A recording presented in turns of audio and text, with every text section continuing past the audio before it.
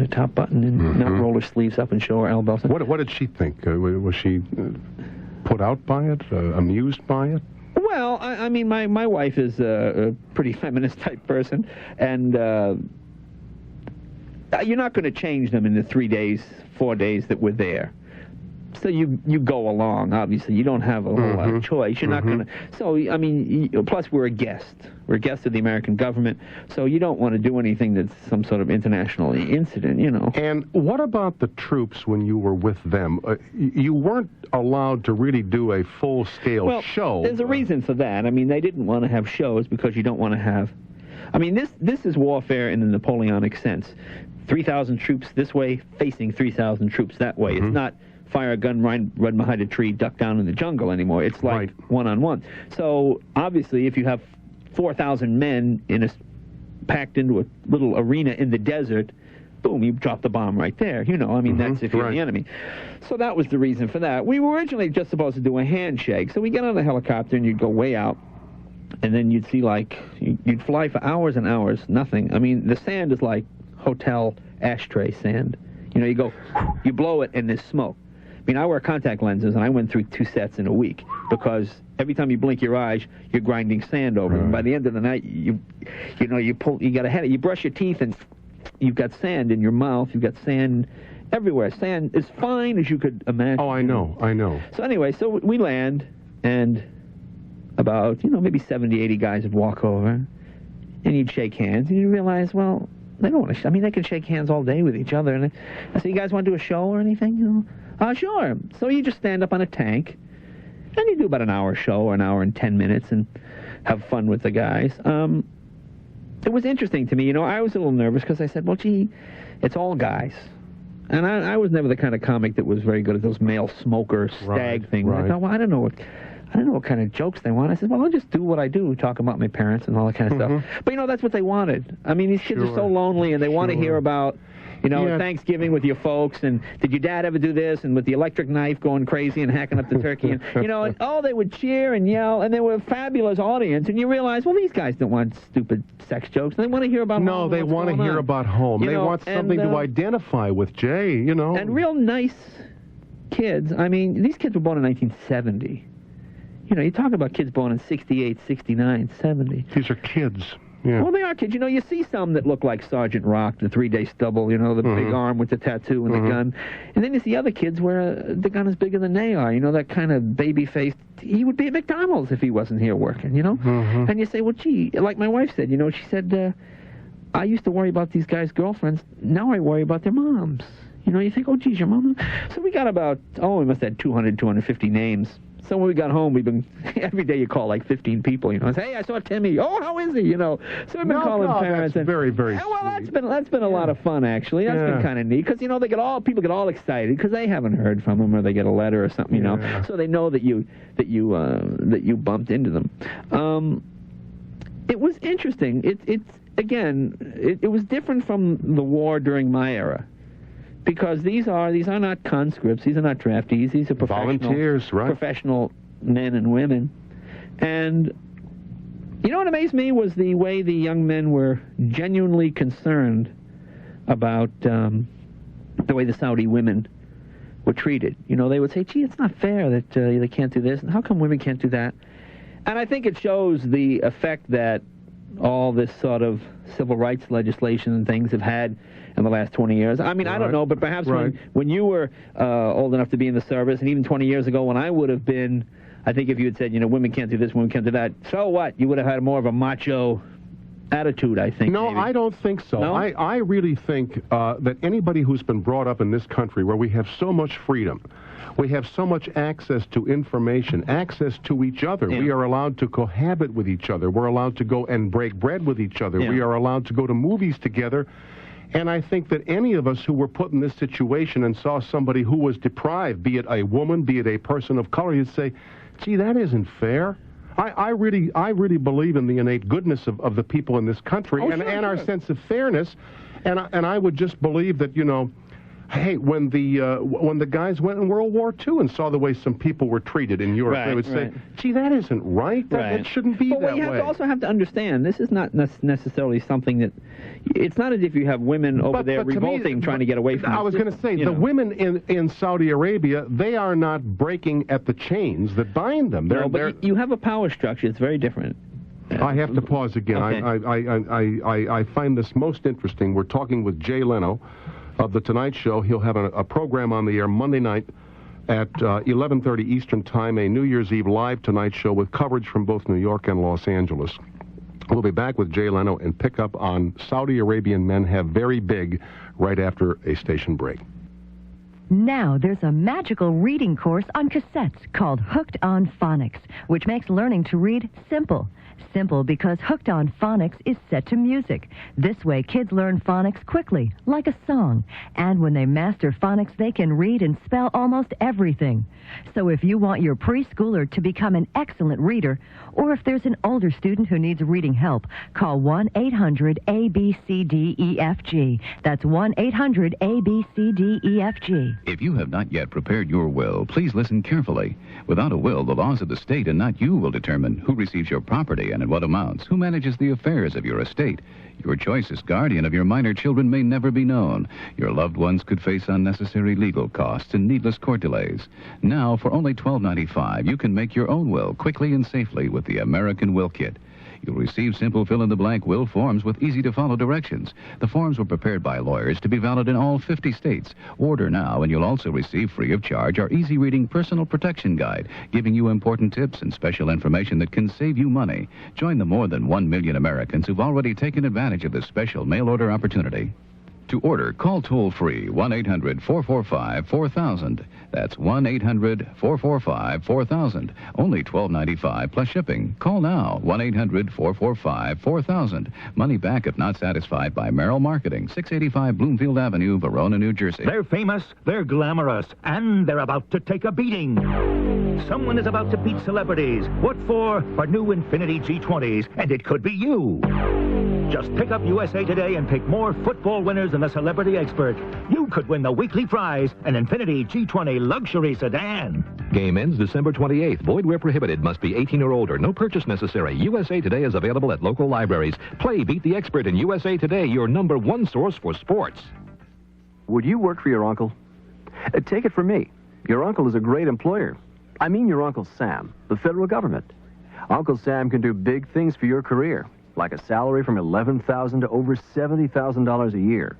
Right now, Uncle Sam is hiring more than 20,000 people a month. For information on how to get a federal job, subscribe to the Federal Jobs Digest. It worked for me. The Federal Jobs Digest is a privately published newspaper that tells you about thousands of immediate civil service openings. These include jobs without tests in your area. You see exactly how to apply for each job. A 6-issue subscription costs $29. Money back if you're not satisfied. To subscribe to the Federal Jobs Digest by credit card or COD, call now 1-800-543-8000. Again, 1-800-543-8000. Your uncle is hiring. Join the family. Now, more with Tom Snyder on 3WE.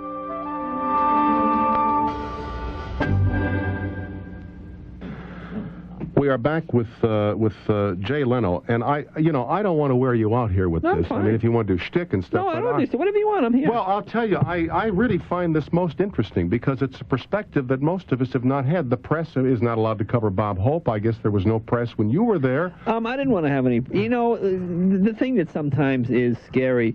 This is something I thought would be just fun to do, and just my wife and I flew over, and that was that. And we didn't have any microphones or any crew or anything. Just went from camp to camp and met with the soldiers and stuff. And you know, so you didn't have to say Tuesday night I'll be in. No, America. We do have a tendency to make the person bigger than the event. You know what I mean? I didn't want to look like, oh, look what he's doing. Oh, isn't that nice? Yeah, or here comes Mr. Big Time. I mean, we had totally ignored the whole thing. We went and came back. And then the USO had these pictures, and they said, gee, you know, if you do a thing for one of the magazines, it'll get more entertainers to come over. I said, okay. So we did a thing with People, and they picked a couple of pictures, and I wrote a story last week about what it was like. And that was really much all the publicity we've done, other than this today. This is the first time we've well, I don't see this as publicity, but I see this as a glimpse of a situation involving a lot of young Americans that their mothers and fathers and sisters and brothers don't understand, because we haven't heard this part of the story. Nobody said, you know, the reason there's no booze is not because custom, it's against the law. I didn't realize that. Well, yeah, it's against the law. But I didn't know that till you said it to me. Yeah. I mean, we hear all these troop reports, and you read all the press accounts. They're all concerned with deadlines and numbers of troops in readiness. And I don't hear the human side of this story, like the kind of duty our kids are going through over there. This is tough duty, isn't it? This is lonesome, it is pretty duty. tough, you know. And when you look at these kids, you know, I had just seen, as I guess a lot of Americans did, the Civil War documentary, and I was a bit taken by the photographs of these Civil War soldiers. But, you know, as I would stand on a tank or something, you'd look at a group of kids. I mean, the gun is different, and the helmet's a little more modern. But, gee, it's the same faces. Yeah, it is. You know, you say to yourself, I mean, civilization really hasn't learned anything in the last 100. I mean, you've got a little fancier weapons, but, I mean, is getting shot with one of those musket balls at Gettysburg with no no medicine any worse than getting gassed in Saudi Arabia. I mean, you know, it's just the instrument is a bit more sophisticated now, but the people are the same. And you just go, and I really tried to memorize each face, because you'd meet someone. You know, when you meet people at the Tonight Show, hey, how you doing? You sign something. Right. But I really tried to make an effort to look each soldier in the face and try to remember the face, thinking, hey, well, you know, like I said in the article, maybe 15 years from now, someone will come up to me in Las Vegas and go, hey, you know, I remember in Saudi Arabia, I was the third guy in the 101st Airborne. Oh, yeah, how you doing? You know, I mean, it would be fun to be able to say that, because you don't want to look at these people and think, gee, some of these kids might get killed. Yeah. You know, and they are kids, and they look, you know, they're all... I mean, the young men doing a job. You know, you always hear people say, oh, well, kids today, they're stupid, and they're this, that, and the next thing. But, you know, when I think when people get called to war, they become adults. I mean, I'm talking to this kid flying us in this turbo helicopter, whatever it is. I mean, he's 20 years old. I mean, he's not a, you know, got out of high school and went in the Marines. Mm-hmm. I mean, he's a man doing a job, same as the guys that flew the B-50. Boy, you see, you know? This has ended childhood very rapidly for a lot of young people, hasn't it? Or ended adolescence very rapidly. Well, you grow up pretty quick. Yeah. You know, and the idea that one group of, or one generation is any less responsible than any other, I think is ridiculous. I mean, it's ridiculous. These are, you know, it looked like every World War II film you've ever seen. I was on a couple of ships. We did some stuff for the Navy, too, so we went on the ships, you know, and these kids would come and go, hey, Jay, Bobby Balamo, Philly, how you doing? You know, and they look like those, you know, those kind of World War II movies with the guy with the anchor on his arm, and you realize, you know, nothing changes. It's the same thing. And, hey, Jay, I'm a mechanic. I heard you like motorcycles. Yeah, I got bikes, too. And when I get home, I'm going to do this, you know. And it was a very touching sort of experience. Very touching experience. And the women, you know, the women soldiers over there, this is the way the Saudis get around it. I guess they've deemed them honorary men, as ridiculous as that sounds. Boy, I'll bet they're thrilled. So they can come and go and drive on the base. And hi, this is Sandra. She's an honorary man. But I know it sounds ridiculous. But it's their way around it, like you said. It's their way around it. But you're talking about men having huge... Yeah. Saudi men have huge guts. Oh, big stomachs. Big stomach. Even thin men. So I'm thinking, well, maybe this is a sign of wealth or something. Yeah, they're a rich country, very rich country. I'm totally naive, and I suppose that in turn-of-the-century America, I mean, men like Howard Taft, men of girth, that's the kind of men you want in the world, a big man, you know. And you see men like that, they have these big stomachs. They look like women in their 9th month of pregnancy. Skinny legs, skinny chest, a huge stomach. Big gut, yeah. And you say, well, this must be cultivated for some reason. Either that or they just don't work out or something. But, I mean, everyone's even... Well, did you find out why they have these? No, because you don't want to walk up to a guy in another country. Hey, why you got that big gut over there? You know, I don't know what it is, you know. As a guest, how's the food there? Well, we were Western-style hotels, so... Well, I was at Western-style hotels in Cairo, and the food was awful. It was just terrible. It wasn't particularly good, and then I usually eat with the men out at the... Because that was the big joke, too, you know. You get up in a truck, and I'd say, hey, where are those prepackaged meals you guys always complain about? You know, so somebody would throw you one of those silly, you know, ham and bean or whatever it is, you know. And I'd take 2 bites and go, this is this is the best food I can. And then you get hit with canteens and guys that throw knives and forks at you. And that would always get. After a while, you learn to play the room. You know? Right. It's a bit like what show business must have been like in the 12th century. You know, your caravan goes to the next place with their group of people, and you get up there and you sell your snake oil or you tell your jokes. It was kind of fun for me to see if you could just... Because you know when you work in show, you got the lights and there's a makeup guy and someone comes out, oh, your collar's not there, and they straighten it and you go, gee, well, could you be funny without all this silly nonsense? I mean, could you be funny standing in 120-degree heat with no mic yelling, so how many people, anybody from Boston? You know, you're just screaming out jokes. And then the guy said to his wife, you know, and they're laughing hysterically. I mean, they're the best audience because they haven't heard any new jokes in 3 months. And where are they going to go? That's right. Yeah. I mean, it's either that or pull scorpions out of your underwear. Yeah, right. We are with Jay Leno in Los Angeles. Jay is one of the stars of The Tonight Show. He'll be on the air with a New Year's Eve special this coming Monday at 11:30 Eastern, 10:30 Central Time, and we'll be right back with Jay to wrap it up after these messages. What the world needs now is love, sweet love. If you saw a child picking through a pile of garbage for food, you'd want to stop that horror, wouldn't you?